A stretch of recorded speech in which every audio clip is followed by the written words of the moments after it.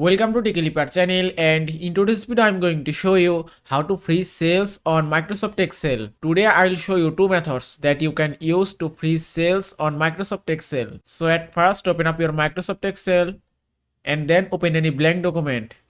Now the first method is function method and the second method is keyboard shortcut method. Now for the first method, just select the cells that you want to freeze.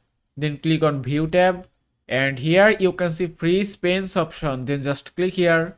After that click on freeze panes and it's done. You can see your cell is freeze successfully. If you have to unfreeze it, just click here again, then click on unfreeze panes and it's unfreezed successfully. Now for the second method, you have to select any cell again, then press and hold Alt key, then press W key, then you have to press F key for 2 times. And it's done. And that way you can freeze any cell as you want. And that is how you can freeze cell on Microsoft Excel. I hope this video was helpful. If it was, please give it a thumbs up and don't forget to subscribe.